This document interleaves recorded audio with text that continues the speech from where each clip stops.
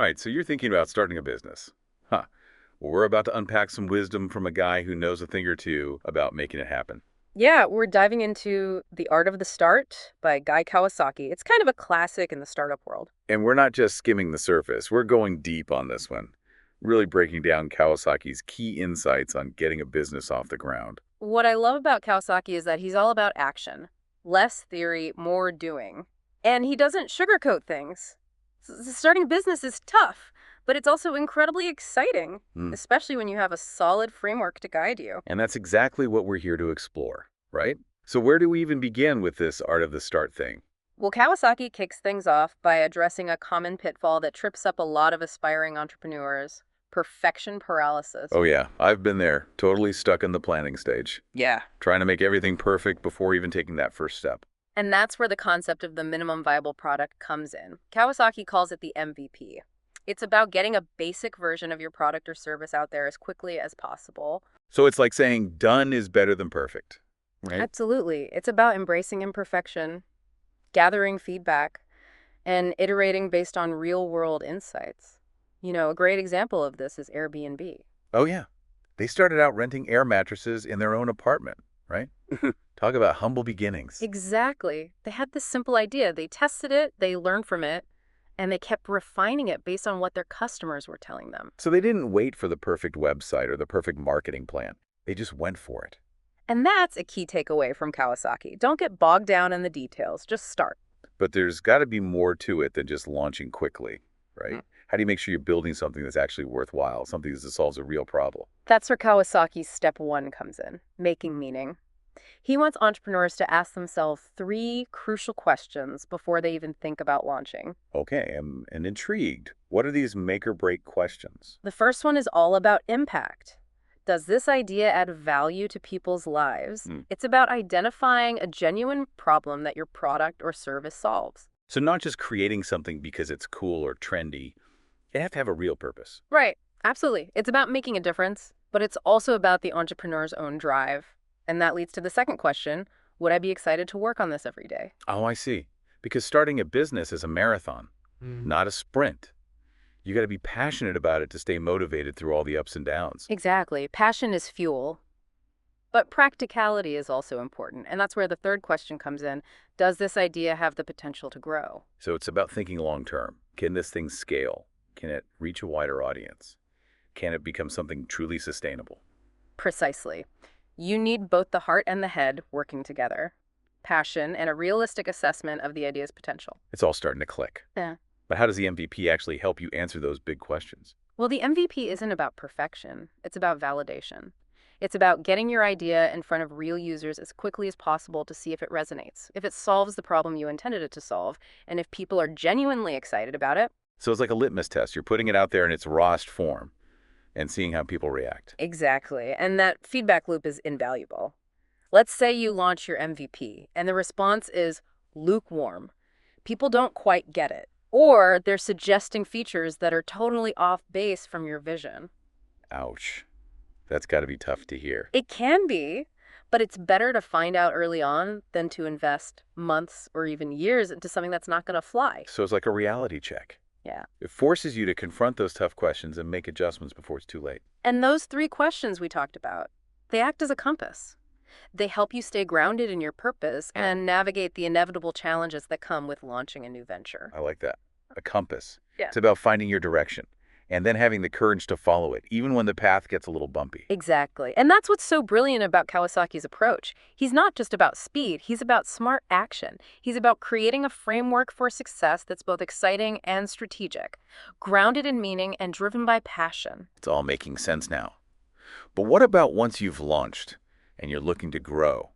Does Kawasaki have advice for taking your venture to the next level? Absolutely. The Art of the Start is packed with wisdom for every stage of the entrepreneurial journey.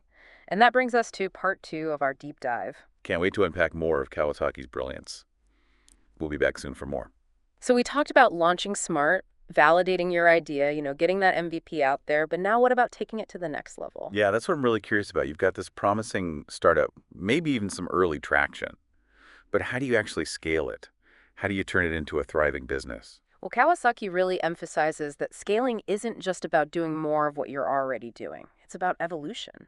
Adapting and creating systems that can handle real growth. So it's like leveling up. Not just working harder, but working smarter. Exactly. And a huge part of that is building the right team. Makes sense. You can't do it all alone. But how do you find those amazing people who can help you take that vision and really run with it?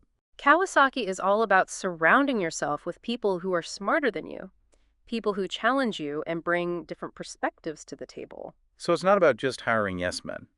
It's about building a team that can think critically and push you to be better. Right. And once you have those rock stars, you need to create a culture where they can actually thrive. Yeah. What does that look like?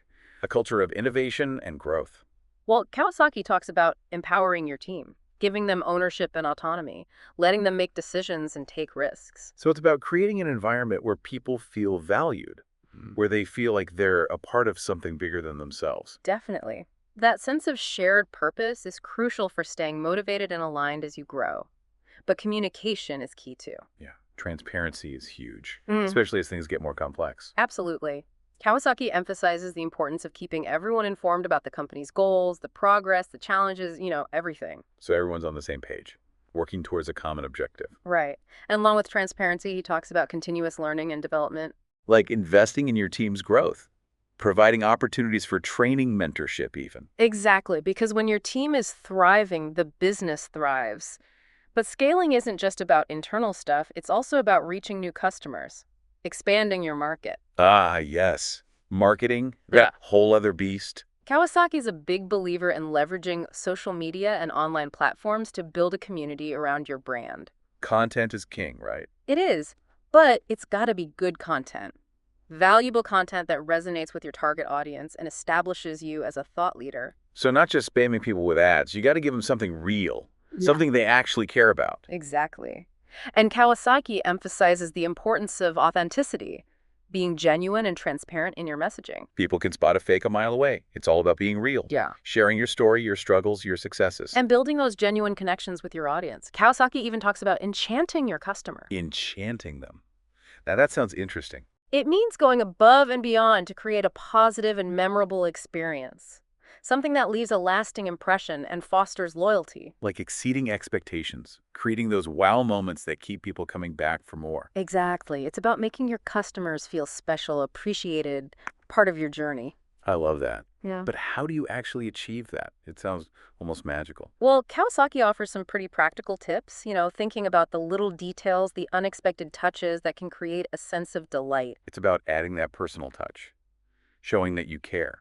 And I think a key takeaway here is that scaling isn't just about growing bigger, it's about growing better, Yeah. creating a business that's sustainable, impactful, and ultimately leaves a positive mark on the world. That's a powerful thought.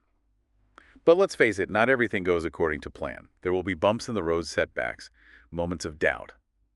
How does Kawasaki advise entrepreneurs to navigate those inevitable challenges? That's a great question, and it leads us perfectly into our final segment, where we'll delve into Kawasaki's insights on perseverance, resilience, and the importance of staying true to your vision even when things get tough. I'm ready for that dose of Kawasaki wisdom.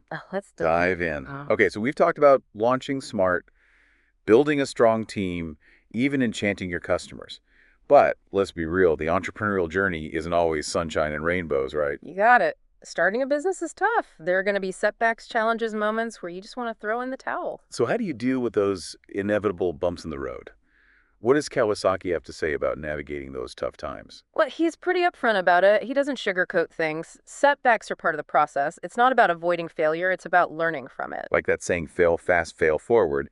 You got to be willing to make mistakes and use those experiences to grow, right? Exactly. Kawasaki encourages entrepreneurs to view setbacks not as defeats, but as data points. Valuable information that can help you adjust your course. I can see that. Makes sense. But pivoting, changing direction, it takes courage, especially when you've poured your heart and soul into something. Absolutely. And that's where the passion comes in. That deep-seated belief in your idea and the problem you're solving. That's what fuels your perseverance. It gives you the strength to keep going when things get tough. So it's like a balance, right, between being adaptable and staying true to your vision. You need to be flexible enough to change course when necessary, but also have that unwavering commitment to your core purpose. You nailed it. It's about finding that sweet spot. And Kawasaki also talks about the importance of having a support system, people who can offer guidance, encouragement, a fresh perspective when you need it most. Oh, yeah. Mentors, advisors, Yeah, fellow entrepreneurs, those people who get it, who've been there and can offer that invaluable support. exactly. He also stresses the importance of self-care, taking breaks, recharging your batteries, maintaining that healthy balance in your life. You can't pour from an empty cup, right? It's so easy to get caught up in the hustle and forget to take care of yourself. And speaking of cups, Kawasaki really emphasizes the importance of believing in yourself and your vision, even when others might doubt you. Yeah, but how do you maintain that self-belief when you're facing rejection, when things aren't going as planned? It's easy to let those doubts creep in. It is. But Kawasaki suggests surrounding yourself with positivity. Seek out people who uplift you, who inspire you, who believe in your potential. Like a cheerleading squad for your entrepreneurial journey. Exactly. He also talks about celebrating small victories along the way, acknowledging your progress no matter how incremental it might seem. It's like those little wins add up, right? They fuel that sense of accomplishment and keep the momentum going. And I think that's a great note to end on. Starting and scaling a business is a roller coaster ride. There will be ups and downs, twists and turns, but it's also an incredible journey filled with learning growth and the satisfaction of creating something from nothing. It's about embracing the challenges, learning from the setbacks, and never losing sight of the passion that ignited your entrepreneurial fire in the first place. Well said. And to all those aspiring entrepreneurs out there, remember Kawasaki's wisdom: launch, smart, scale strategically, and never ever give up on your dreams. We'll be back soon with another deep dive into the world of ideas. Thanks for joining us.